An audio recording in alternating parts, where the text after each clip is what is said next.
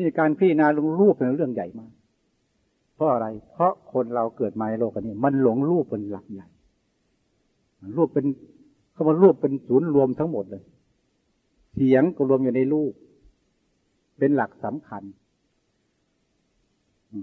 กลิ่นก็รวมอยู่ในรูปของเราน่ะเป็นส่วนสำคัญการสัมผัสต่างๆกับรูปทั้งหมดเนี่ยเป็นหลักใหญ่ด้วยเพราะรูปเป็นหลักใหญ่นี่ว่าการพิจารณารูปต้องใช้ปัญญาให้มีความละเอียดถี่ถ้วนทุกประการรูปน่ะเสียงกลิ่นรสโผฏฐัพพะสี่ข้อเนี่ยมันรวมที่ไหนรวมรูปอย่างเดียวเสียงกลิ่นรสโผฏฐัพพะทั้งสี่ตัวน่ะตัวรูปเป็นตัวรองรับทั้งหมดตัวอย่างรูปเราอย่างเดียวเสียงเราเป็นอย่างไรกลิ่นเราเป็นอย่างไรโผฏฐัพพะเป็นอย่างไรคือว่ารูปเนี่ยว่าสัมผัสรูปอย่างเดียวนะคนตีความหมายคำว่ารูปเขาเนี่ยสัมผัสคำเดียวเขาเนี่ยไปตีความหมายนอกเกินไปการตีความหมายคำว่าเสียงกับเสียงนอกเกินไปฟังเสียงโน้นฟังเสียงนี่ก็เพลินไปเสียอันเสียงตัวเองทำไมไม่พิจารณาบ้างว่าเราหลงเสียงตัวเองหลงอย่างไรบ้างหลงว่าเราพูดเพราะสนอโสดอย่างนั้นอย่างนี้ร้องเพลงเก่งก็ว่ากันไปอันหลงเสียงตัวเองไม่พูดแต่ไปพูดว่าเสียงภายนอกนี่ทุกคนเรามันมองอย่างนี้มันมองออกข้างตัวเองไปมองแต่นอกอย่างเดียวคำว่าหลงในเสียงแต่มองเสียงตัวเองก่อนที่เนี่ยคนทุกเรามันตีความหมายธรรมะมันแตกต่างกันอย่างนี้กินก็เหมือนกันคำว่ากินตัวนี้ส่วนมากว่าจะไปมองแต่กลิ่นดอกไม้ต่างๆที่หอมหวนชวนชมอะไรกลิ่นไปกินที่ชอบใจภายนอกบ้างดอกไม้บ้างว่ากันไปกินที่เน่าเหม็นต่างๆก็ว่ากันไปอันกินหอมในจมูกตัวเองทำไมไม่พูดถึงนี่หลักปฏิบัติจะพูดแต่ตัวเองนี่เดี๋ยวนี้มันหอมอยู่ที่ไหนหอมที่ใจของเราแล้วอันดอกไม้เป็นส่วนประกอบเฉยๆอันหอมจริงๆคือหอมจมูกเราเป็นหลักใหญ่จมูกเราหอมอะไรที่สุดหอมรูปเนี่ยดูดิตัวอย่างคนเนี่ยมันจูบคนทั้งวันเนี่ยมันหอมเท่าไหร่ดอกไม้ร้อยดอกพันดอกก็ไม่เท่าจูบคนดอกข้างหนึ่งเนี่ยคนมันหลงคนตัวนี้มันจูบกันทั้งวันเนี่ยมันจูบขนาดไหนดีก็ดอกไม้ด้วยหอมแก้มกันทั้งวันโดยที่นี่พูดง่ายๆขออภัยกันนะพูดจับๆนี่ก่อน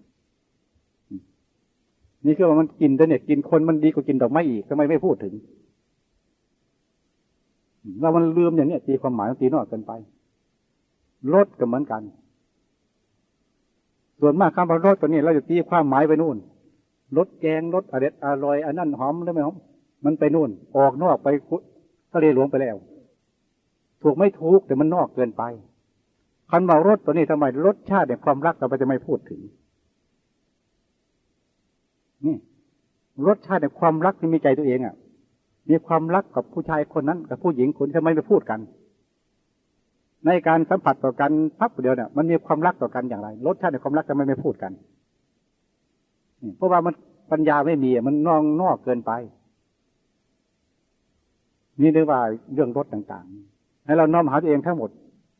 อันดอกไม้ต่างๆไม่ต้องจำเป็นอาหารการกินมันจะไม่จำเป็นเอาไว้ก่อนมันมีไม่มีจะไม่จำเป็นเน้นหนักคือความรสแห่งรสชาติแห่งความรักเรียกว่าธรรมอารมณ์ที่ตัวยังมีความผูกพันนั่นนี่เป็นรสชาติอย่างหนึ่งที่จิตใจของสัตว์ลืมไม่ได้เผลอไม่ได้นี่รสชาติของความรักมันดีกว่ารสอื่นๆทั้งปวงรสแห่งราคะแห่งตัณหารสแห่งความใคร่กำหนัดมันดีกว่านั้นอีกอันแล้วหลงทำไมไม่พิจารณาเล่านั่นการสัมผัสก็เช่นเดียวกันเนี่ยโผฏฐัพพะเนี่ยคือการสัมผัสในหนังสือท่านบอกว่าการสัมผัสนู่นอ่อนนุ่มสำลีอย่างนั้นสำลีอย่างนี้มันถูกไม่ถูกแต่มันนอกไปมันหยาบไป